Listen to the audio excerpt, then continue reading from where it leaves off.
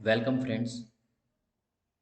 In today's video we are going to learn a poem, A Tiger in the Zoo. This poem is in the, the book of class 10th first flight and in lesson number 2. So let us learn. तो friends, a tiger in the जू एक बहुत अच्छी poem है जो class 10th के अंदर first flight book के अंदर लेसन नंबर 2 के अंदर दे रखी है और एग्ज़ाम पॉइंट ऑफ व्यू से हमको इसको समझ देनी बहुत ज़रूरी है। और ये पोयम जो है लेस्ली नॉरिस नाम की जो पोएट हैं उन्होंने इस पोयम को लिखा है। लेस्ली नॉरिस, लेस्ली नॉरिस जो इसके पोएट हैं।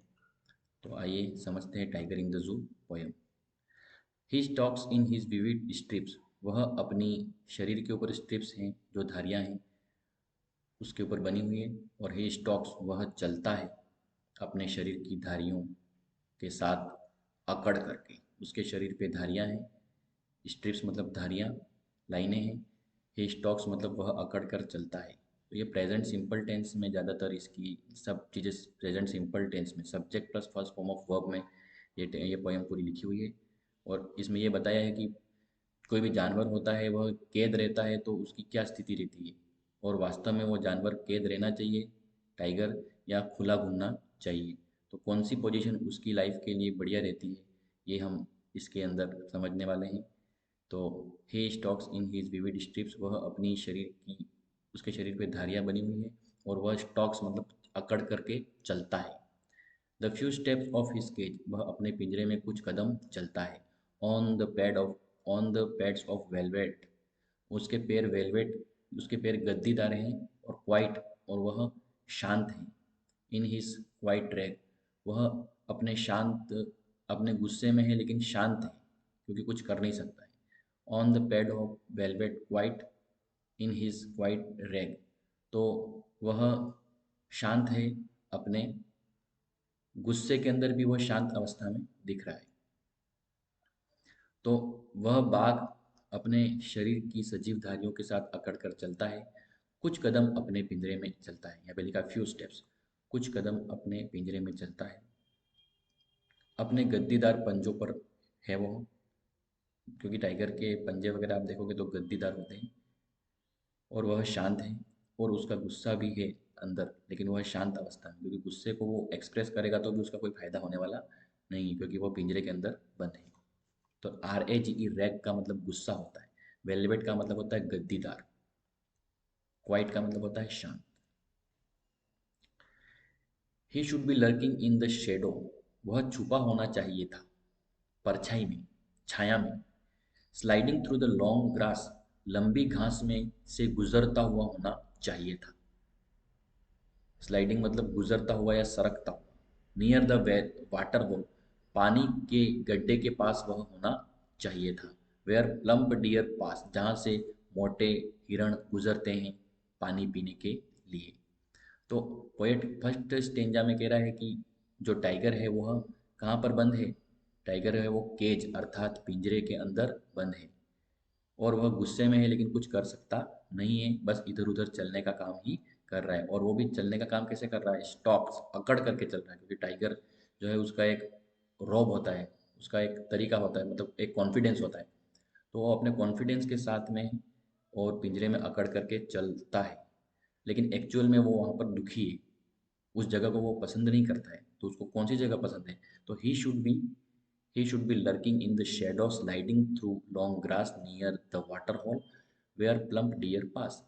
तो उसे छुपा हुआ होना चाहिए था जंगल के अंदर कहीं पर घास में, और उस घास के अंदर से वह जो भी आसपास पानी का होल होगा वहाँ पे कोई डियर वगैरह पानी पीने आते होंगे, उस जगह पर शिकार करने के लिए छिप के बैठा हुआ होना चाहिए वहाँ पे वो। तो वह जगह उसके लिए ज़्यादा सही है। पिंजरा टाइगर के लिए सही जगह नहीं है।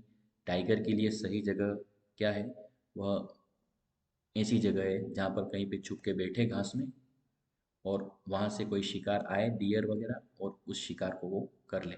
तो ऐसी जगह पर अगर टाइगर रहता तो ये उसके लिए सही जगह है। तो स्टेंजा 1 में टाइगर केज में है, स्टेंजा 2 में इमेजिन किया गया है कि टाइगर यहाँ पर होना चाहिए। चलो देखते हैं तीसरे स्टेंजा में टाइगर को कहाँ पर इमेजिन किया गया है।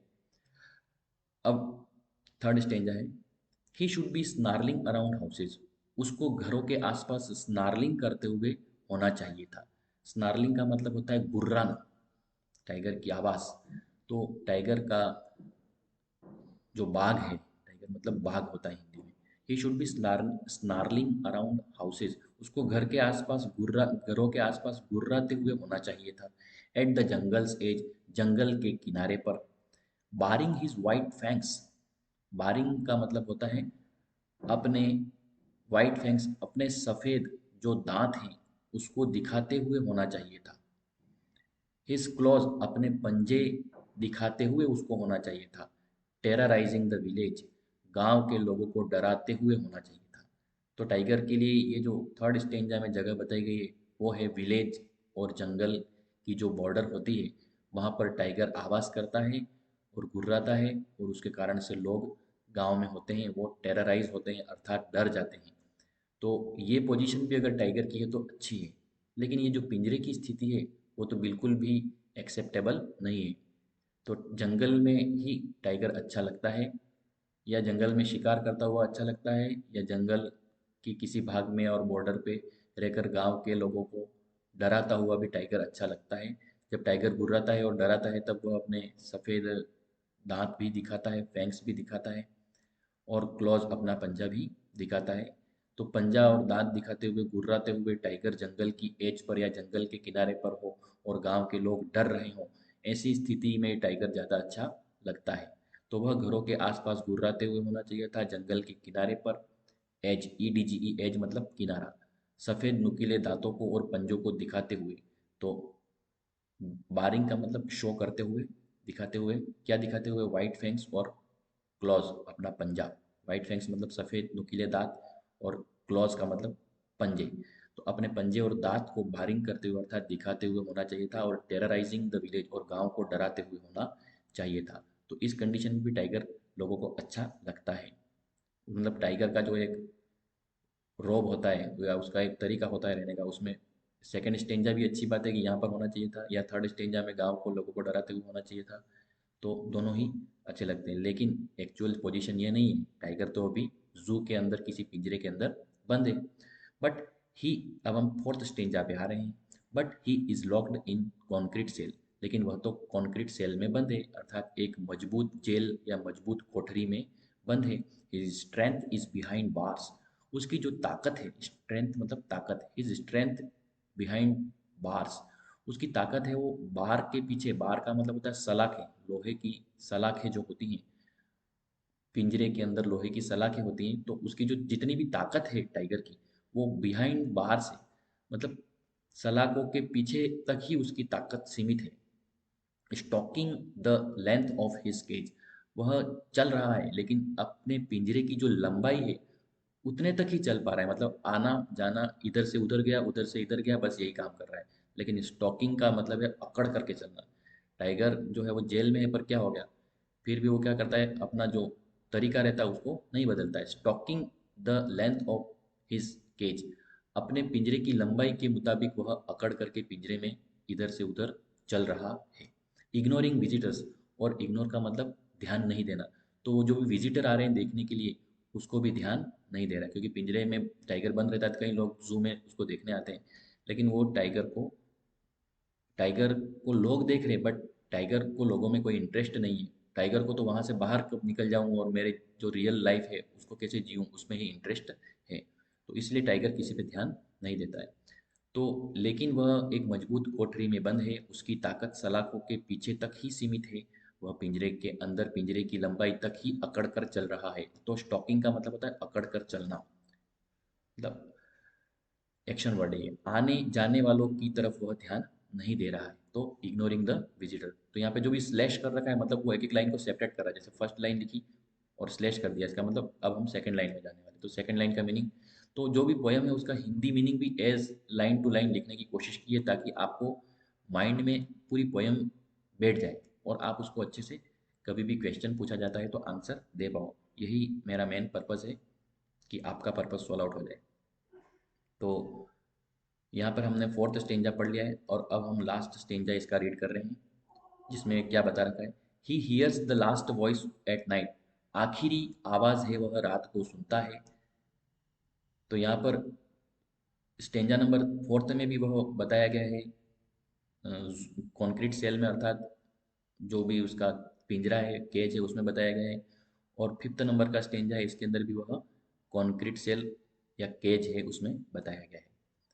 और स्टेंजा नंबर 2 और 3, जो ये 2 और 3 है, उसमें ही दुनिया जो उसकी एक्चुअल प्लेसेज है कि बाहर होना चाहिए था, वो स्टेंजा नंबर 2 और 3 के अंदर उसको बाहर बताया गया है। लेकिन स्टेंजा 1 में भी पिंजरे में है, स्टेंजा 3 में भी पिंजरे, फोर्थ में भी पिंजरे में है, और स्टेंजा नंबर 5 में भी टाइगर है वो पिंजरे में है। तो सुनते हैं 5 नंबर का जो स्टेंजा है वो क्या कह रहा है हमको। He hears the last voice at night, वह आखिर में रात की आखिरी आवाज़ सुनता है। द पेट्रोलिंग कार्स, और आखिरी आवाज़ जो कि रात को उसको सुनाई देती है वो है पेट्रोलिंग कार्स की। पेट्रोलिंग का मतलब होता है गश्त लगाना। जैसे कार होती हैं, गाड़ियाँ होती हैं जो जू के आसपास कहीं न कहीं गश्त लगाने का काम करती है सुरक्षा के लिए। तो PETROL नहीं, यहाँ पे PATROL है। पेट्रोल मतलब गश्त लगाना, ये एक्शन वर्ड है। और PETROL जो पेट्रोल होता है वो तो जो भी गाड़ियों में डालते हैं वो पेट्रोल होता है। तो स्पेलिंग का आप ध्यान रखेंगे। पेट्रोलिंग कार्स, वह पेट्रोलिंग कार्स अर्थात गश्त लगाती हुई गाड़ियों की आवाज़ें सुनता है। And stairs stars with his brilliant eyes, और अपनी चमकीली आंखों से देखता है। स्टार्स का मतलब होता है देखना। एट ब्रिलियंट स्टार्स, यहाँ पे स्टार मतलब तारा है, यहाँ पे स्टेयर्स मतलब होता है देखना। तो वह अपनी चमकीली आंखों से, ब्रिलियंट आंखों से, चमकीली आंखों से चमकीले तारों की तरफ देखता है। अपनी चमकीली आंखों से चमकीले तारों की तरफ देखने का काम वह कर रहा है, क्योंकि वह जेल में बंद है, रात हो गई है। तो टाइगर की आंखें चमकती हैं, तो चमकती हुई आंखों से चमकते हुए तारों को वह देख रहा है। और कार जो है वो बाहर पेट्रोलिंग कर रही है, गश्त कर रही है, तो उन कार की आवाज़ सुनाई दे रही है। बस यही उसका रात का समय है। और ये पोयम को यहाँ पे फिनिश कर दिया गया है। तो हमको ये ध्यान रखनी है बातें कि बाघ बाघ जो है रात की आखिरी आवाज़ सुनता है, गश्त लगाती हुई कारों की। अपनी चमकदार आंखों से वह देखता है चमकदार तारों की। और लेस्ली नॉरिस इसके जो भी हैं वो पोएट का नाम है। तो आपको जो भी इसमें है कुछ भी नोट करना चाहो तो इसको रोक कर भी नोट कर सकते हो। तो हमने पोएम की मेन बातें उसको हिंदी में और लाइन टू लाइन भी समझने की कोशिश की है। अब मैं उसका जो एक्सप्लेनेशन जो साइड में दे रखा है, जो स्टेंजा, हर स्टेंजा का एक छोटा एक्सप्लेनेशन बना रखा है, ताकि आपको स्टेंजा पूरा याद हो जाए और उसके आंसर लिखने में वो लाइनें काम आ जाए। तो आइए हम समझ लेते हैं। द पोएम मूव्स फ्रॉम जू। तो जितने भी स्टेंजा हैं उनकी वन बाय वन हमने कोशिश की है। पहले तो समझाया है, उसके बाद वन बाय वन स्टेंजा को का जो भी एक्सप्लेनेशन, बिल्कुल शॉर्ट एक्सप्लेनेशन बनाया है। द पोएम मूव्स फ्रॉम जू टू जंगल। पोएम है वो जू से जंगल की तरफ मूव होती है। एंड बैक अगेन टू जू, लेकिन बाद में वापस जू में आ जाती है। The poem provides contrast in the mood and environment of tiger when he is in the zoo and a tiger when he is in the forest. Poem है वो कॉन्ट्रास्ट अर्थात विरोधाभास, अंतर, विरोध बताती है। कविता एक कॉन्ट्रास्ट बताती है या विरोध बताती है। किस चीज़ का विरोध बताती है? Mood, mood and environment of tiger. Tiger का मूड कैसा रहता है और टाइगर का एनवायरनमेंट कैसा रहता है, इसके बारे में कॉन्ट्रास्ट शो करती है ये कविता। He is in the zoo and a tiger when he is in the forest. Tiger जब जंगल में रहता है तब उसका मूड कैसा रहता है, और टाइगर जब जू में रहता है तब उसका मूड कैसा रहता है, इसके बारे में पोयम जो एक कॉन्ट्रास्ट हमको प्रोवाइड करती है। इन द जू, प्रोवाइड मतलब उपलब्ध करवाना या बताना। इन द जू, जू में ही हैज़ नो फ्रीडम, जू में उसको कोई आज़ादी नहीं है। He is kept in a cemented cell, उसको एक सीमेंटेड सेल में या मजबूत जेल में रखा जाता है। बिहाइंड द बार, जालियों के पीछे या सलाखों के पीछे उसको रखा जाता है। और जंगल में तो वो बिल्कुल खुला है। तो टाइगर की जो सिचुएशन है जंगल में कैसी होती है, उसको कैसा फील होता है, और जू में कैसा फील होता है, दोनों बातों को यहाँ पे दिखाया गया है। तो फर्स्ट जो ये हमने पैराग्राफ बनाया है, उस पैराग्राफ में इस पोयम की थीम बताइए कि पोयम वास्तव में किस चीज़ को शो कर रही है। तो इस चीज़ को हम जब भी कोई आंसर लिखते हैं तो उसके अंदर हेल्प के रूप में पोएम का थीम समझाने के लिए लिख सकते हैं। अब हम समझते हैं वन बाय वन स्टेंजा की जो समरी है, जो शॉर्ट में लिखी हुई है, वो आपको समझाने की कोशिश करते हैं। यहाँ पे स्टेंजा वन है, फिर 2 नंबर का स्टेंजा की ये 2 हो गई, फिर थर्ड स्टेंजा की ये हो गई, फोर्थ स्टेंजा की ये, और लास्ट स्टेंजा की यहाँ पे लिखी है। तो अब मैं वन बाय वन रीड कर रहा हूँ, और ये उस लेसन की पूरी पोएम की पूरी थीम लिख दी कि पोएम क्या समझाना चाहती है लोगों को, उसका क्या पर्पज़ है लिखने का। A tiger walks in proud in his vivid stripes. Tiger है वो अपनी प्राउड में चलता है, अपनी कलरफुल स्ट्रिप बॉडी के ऊपर बनी हुई है उसकी। He walks on pad of velvet a few steps because he is locked in cage. वह पिंजरे के अंदर लॉक है, इसलिए वह कुछ कदम ही चलता है अपने वेलवेट वाले पैरों से, अपने गद्दीदार पैरों से वह चलता है, लेकिन कुछ कदम वह भी उसकी केज के अंदर। He is quite he is in quite anger. वह काफ़ी गुस्से में, शांत गुस्से में है, because he can not do anything there. वह वहाँ पर कुछ कर नहीं सकता है, इसलिए क्रोध तो उसके अंदर है, लेकिन वह शांति वाला गुस्सा है। A cage is not suitable place for tiger. तो पिंजरा है वो टाइगर के लिए एक सूटेबल या सही जगह नहीं है। हिज एक्चुअल रेसिडेंस इज जंगल। अब हम सेकेंड स्टेंजा में आते हैं। उसका एक्चुअल रेजिडेंस या रहने की जगह है वो जंगल है। इन the forest he should B lurking. Lurking का मतलब होता है हाइडिंग या छुपा हुआ होना। तो जंगल में उसको छुपा हुआ होना चाहिए था, इन द शेडो, किसी चीज़ की परछाई में, और परछाई में और छाया में। स्लाइडिंग थ्रू द ग्रास, घास में उसको गुजरते हुए होना चाहिए था या सरकते हुए होना चाहिए था। नियर द वाटर, पानी के आसपास। वेयर वाटर होल, पानी के पीने की जगह होती है, उस वाटर होल के आसपास उसको होना चाहिए था। वेयर प्लम्प डियर पास, जहाँ पे प्लम्प अर्थात मोटे, प्लम्प का मतलब होता है मोटे, जहाँ पे मोटे हिरण गुजरते हो, ऐसी जगह उसको होना चाहिए था। He hides himself in darkness to catch his prey. Prey मतलब शिकार। तो यहाँ पे हम एक लाइन को समझते हैं, वह अपने आप को डार्कनेस या किसी परछाई में या कहीं छाया में छुपा के क्यों रखता है, ताकि वह अपना शिकार अर्थात प्रे अर्थात शिकार पकड़ पाए। He hides himself in darkness to catch his prey. अपना शिकार पकड़ने के लिए टाइगर जो है वो अपने आप को किसी न किसी जगह पर डार्कनेस में छुपा के रखता है। नेक्स्ट स्टेंजा, ये जो 3rd नंबर का है वो। At jungles border he should be snarling around houses. जंगल के किनारे पर वह गुर्राते हुए होना चाहिए था। Showing his sharp white teeth and his claws. वह अपने शार्प सफ़ेद दांत और पंजे को दिखाते हुए और गुर्राते हुए होना चाहिए था। ही should B terrorising the village. वह गांव के लोगों को डराते हुए होना चाहिए था। People fear when they feel any tiger is near the border of their area. People fear, लोग डरते हैं जब उनको यह पता चलता है कि उनकी जो भी जगह है रहने की या विलेज है, उनके विलेज की बॉर्डर के आसपास टाइगर है और चिल्ला रहा है या गुर्रा रहा है या स्नार्लिंग कर रहा है। ऐसी आवाज़ जब लोगों को सुनाई देती है तो लोग डरते हैं। तो इस पोजीशन में टाइगर होना चाहिए था, लेकिन बात क्या है, वो हम फोर्थ स्टेंजा में देखते हैं कि एक्चुअल में वो यहाँ पर है नहीं।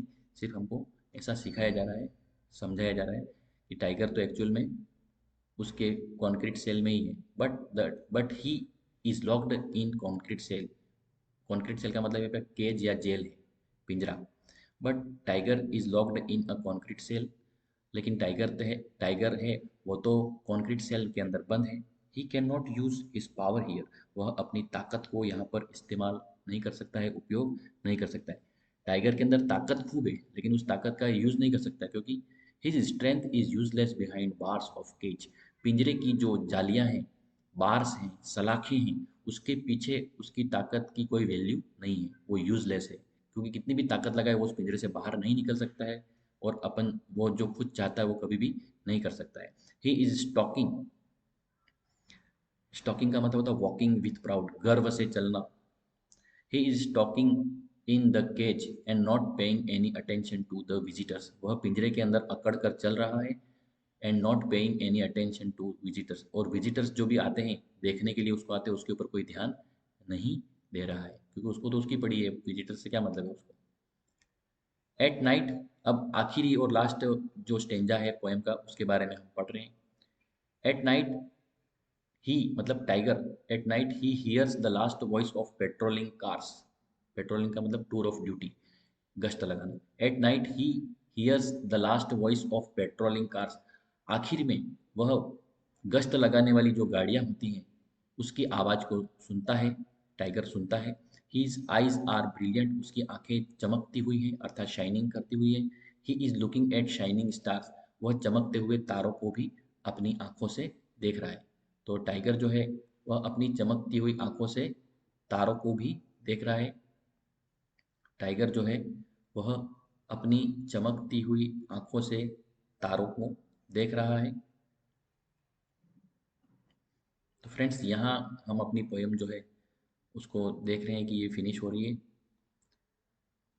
तो ये सारी बातें हमने पोयम से रिलेटेड जो इम्पोर्टेंट बातें थी वो देख ली हैं। यहाँ तक इसकी लाइनें पूरी फिनिश हो रही हैं।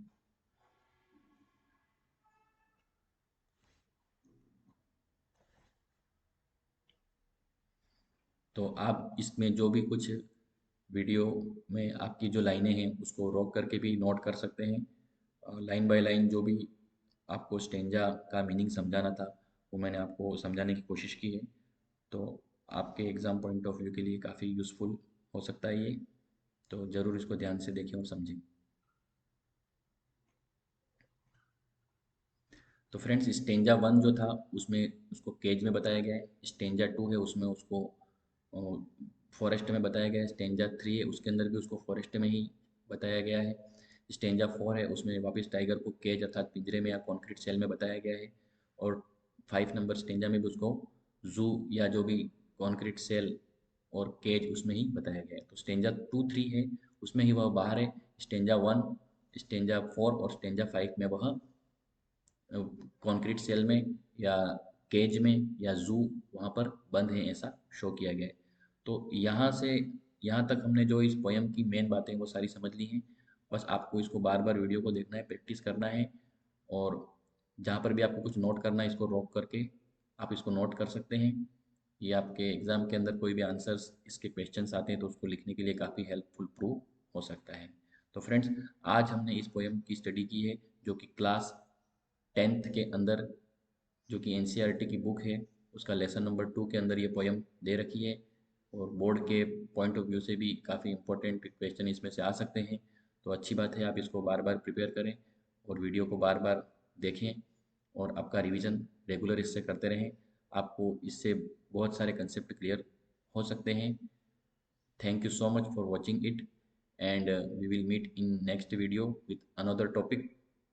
Till then take care, good bye and think good for all. सबके लिए अच्छा सोचें और आप अपने वर्क को बहुत अच्छे से करें। Keep smiling. Good bye.